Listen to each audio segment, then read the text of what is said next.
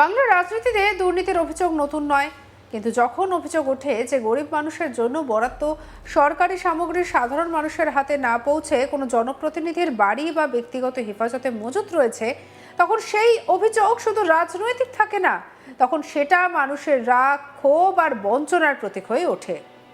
দক্ষিণ চব্বিশ পরগনার জয়নগরের নারায়ণীতলা গ্রাম পঞ্চায়েতে ঠিক এমনই এক ঘটনা ঘিরে এখন তোলপাড় রাজনৈতিক মহল।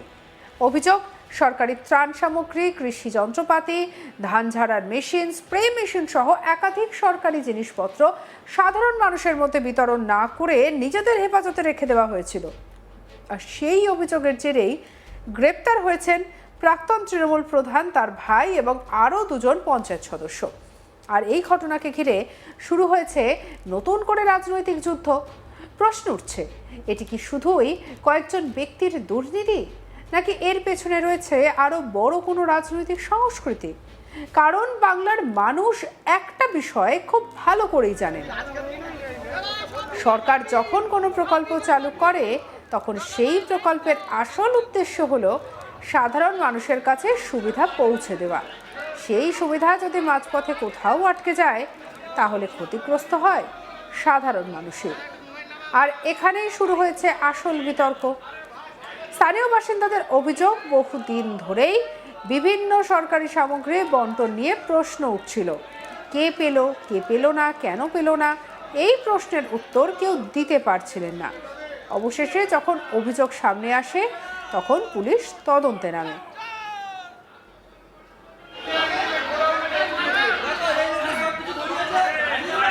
আর তদন্তে নেমেই যা উদ্ধার হয়েছে তা রাজনৈতিক মহলে শোরগোল ফেলে দিয়েছে। সরকারি সামগ্রী নাকি মজুত করে রাখা ছিল।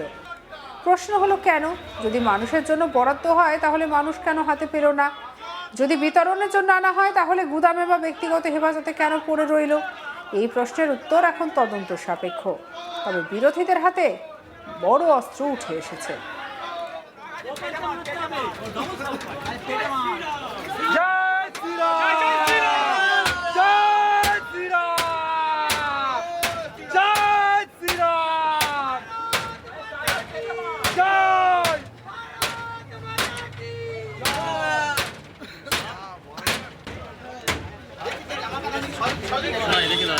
বিজেপি বহুদিন ধরেই অভিযোগ করে আসছে যে বাংলার সরকারি প্রকল্পের সুবিধা অনেক সময় দলীয় প্রভাব খাটিয়ে বন্টন করা হয়। যদিও তৃণমূল বারবার সেই অভিযোগ অস্বীকার করেছে, কিন্তু এবার যখন তৃণমূলের একজন প্রাক্তন প্রধান সহ 4 জনকে গ্রেপ্তার করা হলো, তখন বিজেপি কর্মীরা বলেছেন, দেখুন, আমরা যা বলেছিলাম সেটাই সত্যি প্রমাণিত হচ্ছে। সরকারি জিনিস যদি মানুষের জন্য হয় তাহলে সেটা মানুষের কাছে কেন গেল না? এই প্রশ্নের উত্তর যতদিন না স্পষ্ট হচ্ছে ততদিন বিজেপি এই ঘটনাকেই হাতিয়ার করবে।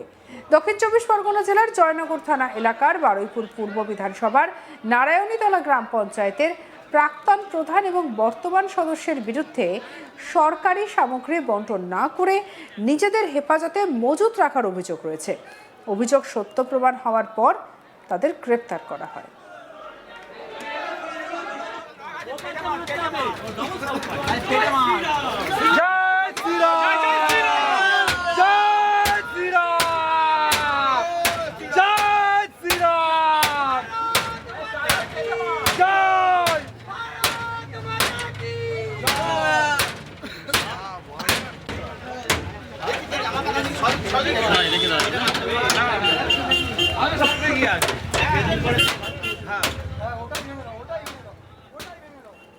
সত্য প্রমাণ হওয়ার পর তাদেরকে একদিকে যখন গ্রেপ্তার করা হয়েছে, তারপরে এদিন স্থানীয় বাসিন্দা এবং বিজেপি কর্মী দলের সমর্থকেরা দুর্নীতির বিরুদ্ধে অভিযোগে বিক্ষোভ দেখাতে থাকেন।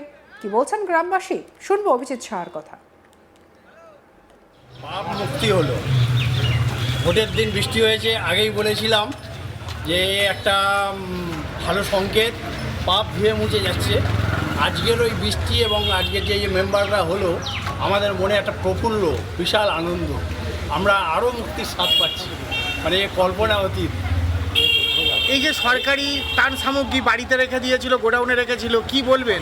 এর চেয়ে নিষ্ঠুরতম অপরাধ বোধহয় হয় না, যে কৃষিরা মাথার ঘাম পায়ে ফেলে চাষ করে তাদের জিনিসকে বাড়িতে লুকিয়ে চুরিয়ে বিক্রি করার ধান্দা।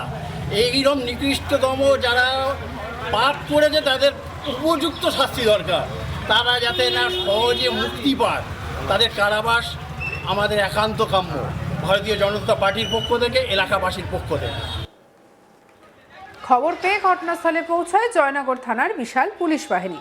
নারায়ণীতলা গ্রাম পঞ্চায়েত এলাকায় বিভিন্ন বুথে তল্লাশি চালিয়ে সরকারি বিভিন্ন ত্রাণ সামগ্রী থেকে শুরু করে বিভিন্ন মেশিন উদ্ধার করা হয়েছে। প্রসেনজিতের রিপোর্ট দেখাবো আপনাদের। এবার দক্ষিণ চব্বিশ পরগনার জয়নগর এলাকা থেকে 4 জন তৃণমূল কংগ্রেসের নেতাকর্মীকে গ্রেপ্তার করলো জয়নগর থানার পুলিশ। তার মধ্যে রয়েছেন একজন প্রাক্তন প্রধান যার নাম অশোক সাহার ভাই রথিন সাহাকেও গ্রেপ্তার করা হয়েছে। পাশাপাশি 2 জন বর্তমান পঞ্চায়েত সদস্যকেও গ্রেপ্তার করেছে পুলিশ।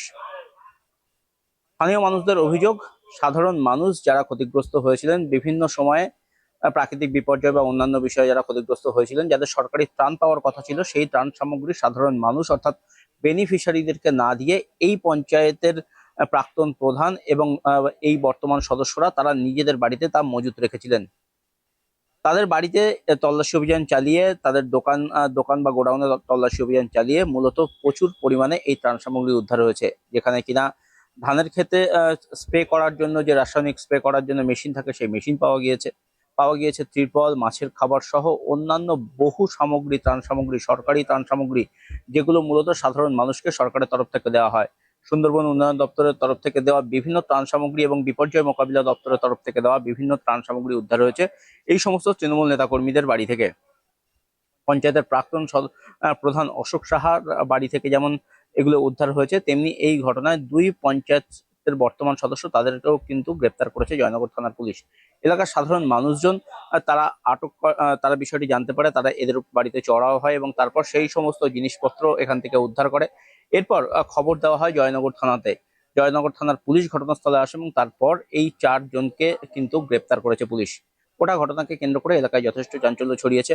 রাজ্যে পালা বদলের পর থেকেই বিভিন্ন তৃণমূল কংগ্রেসের নেতা কর্মীদের বাড়িতে এই ধরনের অভিযান চালাচ্ছেন বিজেপি কর্মীরা এবং স্থানীয় মানুষজন। বিভিন্ন জায়গাতেই অভিযোগ উঠছে যে সাধারণ মানুষজনের যে ত্রাণ পাওয়ার কথা ছিল, সেই ত্রাণ সাধারণ মানুষকে না দিয়ে কার্যত এই তৃণমূল কংগ্রেসের নেতা কর্মীরা তার নিজেদের বাড়িতে গচ্ছিত রেখেছিলেন, নিজেরা ব্যবহার করছিলেন, নিজেদের পরিচিত আত্মীয় স্বজনকে সেই সমস্ত ত্রাণের সামগ্রী দিচ্ছিলেন তারা।